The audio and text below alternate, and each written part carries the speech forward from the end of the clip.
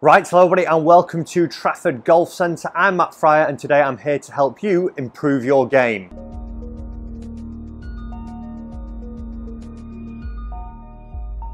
So one of the big things that can help us have control over our golf ball flight is the way we deliver our club head to the golf ball. Talking more about the club path. Now, in this video, as I'm talking about these things, I want us to think that the face is actually going to be looking at target as we do these things. So depending on what path I'm delivering, we'll see what type of shot we would actually incur from that face to path relationship. But one of the things that we tend to see, one of the common faults in many of the golf lessons that I give is that the path of the club is sometimes excessively coming from the outside of the golf ball or from the inside of the golf ball. Now, if we was to swing closer to the plane and deliver a neutral path all the time, we'd start to see, with a face that was neutral to the target, a lot more consistent of a flight and a flight with less curvature on the golf ball. And obviously, if there's less curvature on the golf ball, it's going to be something that we're going to have more ease in controlling. If we've got something that's moving 30, 40, 50 yards off target, we're going to have to make big manipulations and allow for a lot of movement there, and it can become quite unpredictable.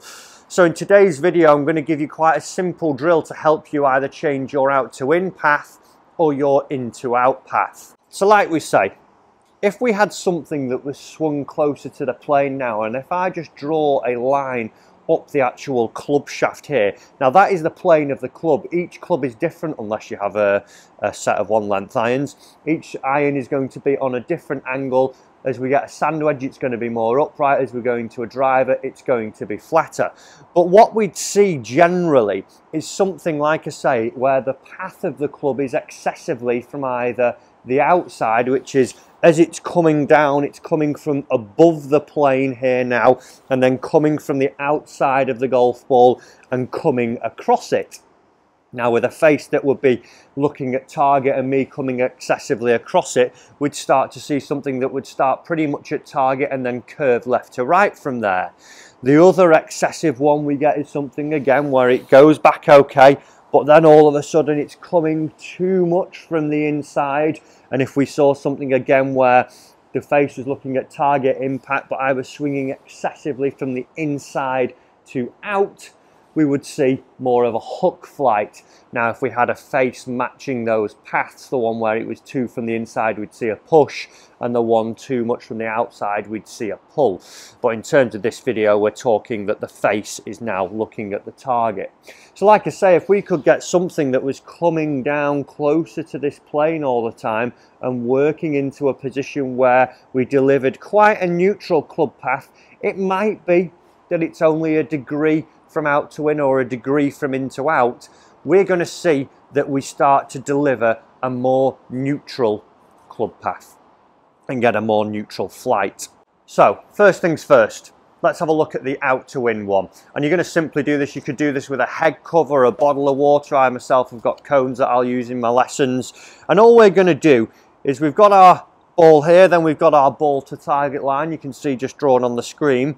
And what we're going to do, we're just going to place this cone now, if I put my club down directly on that ball to target line, and just place it outside that line there, about half a club length back. And what this allows me to do, firstly, I can take it away without actually knocking the cone. I'm not going to see that I take it away and hit it. If I'm going excessively too outside the line to start with, I'd clatter this cone as I'm working away. So the first things first, I want to see that I can get that happening. I want to be able to take it away and see that I'm working it pretty close onto the plane that my club is designed for. And this would involve a bit more of a one-piece takeaway, see that the body's working as one. And then from there I can put it up into a good position at the top of my backswing. Now from here, here's the big one. What we generally see, and this is probably the most common one, most people watching this video will probably need to be doing this one. From here we'd see something where we get the shoulders thrown out a little bit, the club starts to get a little bit steeper in transition from backswing into downswing, and we'd see now that I would impact this cone on the way down. So that would lead to me delivering the club excessively from the outside and to in from that golf ball.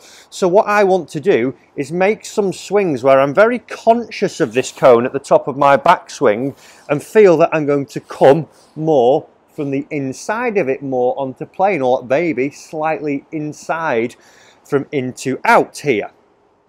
And what will happen as I'm at the top now and I get into my transition, we might see that the shaft starts to shallow a little bit, and that would lead to me getting a little bit more inside, as opposed to the one where I get a little bit steep and then go and hit the cone like this. Now firstly, it's a great visual aid because obviously it's slap bang there in my eye line as I set up to it, and also if I do hit it, it's going to give me some feedback. I might just get away with the odd shot where I'm inside from out to in, but if I've got it just outside that ball to target line, anything where I deliver it from the outside now, I'm going to hit it and it's going to give me that feedback. So I'd have some half swings to start off with, and if you want to go off the tee just for ease of use, that can be fine. But again, half swings, just feeling that I'm aware as I take it away, I'm just missing it, and then on the way down, I'm going to feel I'm coming more from the inside. So I've got 7-iron here. Oh, there we go. Done it wrong straight away. So ball to target line, half a club just outside, and as we see, miss it, half a swing, see if I can come more inside. Beautiful little draw. And I was very aware of that cone as I was starting my transition down. With it being in my peripheral vision, it made me really focus on trying to bring this club more from the inside. So what we're going to see, guys, number one, we're not going to hit it on the way back, and then from the top we're going to be aware of where it is and feel that we're dropping it a little bit more from the inside now. Now from the in to out perspective, if we are someone who gets a little bit wrapped around our body quickly on the way back and sees that we do tend to come in from there, it's very much the same drill. Again, we'll bring another ball in,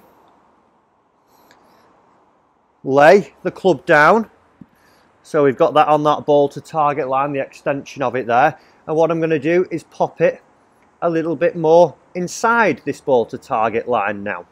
Now ideally we probably won't see that many people who are there, but if we are someone who is excessively getting in from behind the golf ball too much and seeing that we're travelling too much from the inside and too out in this direction, again, if I were to do this with my aid there, it's going to cause me to hit it and give me some feedback straight away.